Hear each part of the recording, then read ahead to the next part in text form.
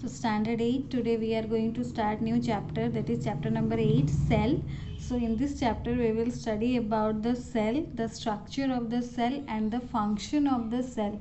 So first of all, what is cell? What do you mean by cell? So we can see a lot of living and non-living things around us. So some are big, some are small. For example, most of these are made up of group of smaller things, like a collection of many buildings, that is called a residential society. A collection of floor, that is called a building. A collection of students, that is called classroom. A collection of players, that is called a team. So everything is made by assembled units, and you had studied in the previous lesson that smallest unit of matter is known as atom. The smallest unit of matter is an atom. So similarly, the smallest unit of living organism, that is called cell. So cell is the smallest unit of living organism, and it is the most basic structural unit of living beings. So cell is the smallest and basic structural unit of all living beings, just like a wall is made up of bricks.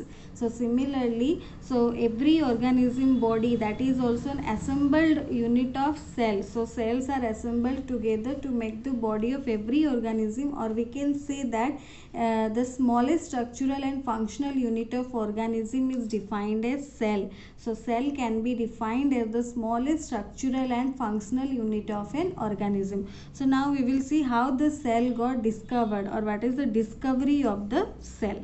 So Robert Hooke in 1665 first discovered the cells for the first time. He observed the thin slices of cork. Cork is a part of bark of a tree. So cork is a part that is found in the bark of tree, that using simple magnifying glass first he observed the cells.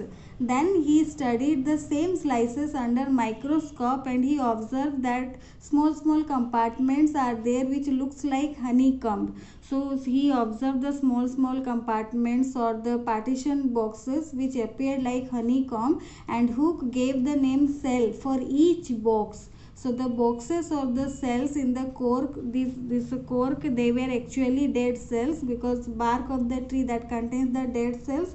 So these were having dead cells, but he observed using that cork that there are partition boxes or compartments which appear like honeycomb, and each boxes he named that cell. Then more information and on cells could not be found for long time, because they were that time microscope we were not having in a advanced way. So after the invention of modern microscopes, further studies were carried out. So today we know many facts about the cells, including their type, structure and functions. And the cell theory was proposed by two German scientists, that is M. Schleiden and T. Schwann, in 1838. So it forms the basis of the study of living organisms. So according to the cell theory, all organisms are made up of one or more cells.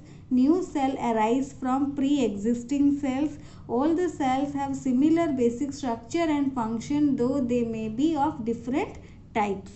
So according to the cell theory, all the organisms, these are made up of one or more cell. They have one cell or more than one cells. All the new cells arise from pre-existing cells. From the old cell, new cell arises. All cells have similar basic structure and functions, though they may be of different types. So all the cells, they are having some basic structure and functions. If at all they are of different types, their structure and functions are same. Cell was first discovered by Robert Hooke. After that, cells are complex living structures. Cells are of different shapes, different size. Same type of cells, they aggregate together to form tissues. Tissues then assemble together to form organs. The number of cells in an organ or in the whole body varies from one organism to another organism. So different organisms have different shape and size, and consequently the sizes and the shape of their organ also vary, because cells, they assemble together to form tissue. From cell we are getting tissue, from tissue we are getting organs, and different organs work together to form a organ system. So different organisms, they are having different shape and size, that is because of the variation in their shape of the organ. So first of all we will discuss about the number of cells. How many cells are there? So there is a lot of variation in number of cells present in organism. For example, human body has trillions of cells. They have different shape and size, whereas the egg of a hen, that is having a single cell. So there are two categories: organisms which are having only one cell, or organisms that are made up of single cell. They are called unicellular organisms. Organisms that are made up of more than one cell, they are known as multicellular organisms. So according to the number of cells, we can classify the organisms into two categories: unicellular and multicellular. Unicellular means one cell performs all the essential functions similar to the ones performed by the multicellular organisms. So in a unicellular, only one cell is responsible for all the functions, and in multicellular they have proper functioning done by various cells. So unicellular means the organisms that are made up of only one cell, and multicellular means the organisms that are made up of more than one cells. They are called multicellular organisms. So for example, single celled organism, they will perform functions such as capturing and digesting food, respiration, growth, reproduction, excretion, that is with the help of only one cell. But in multicellular organism, all the similar functions will be performed by different organs which are made up of some special cells. So in multicellular organisms, the levels of organization include cells, tissues. First of all, cell, then the cells combine to form tissues, then the tissues form the organs, and different organs form the organ system,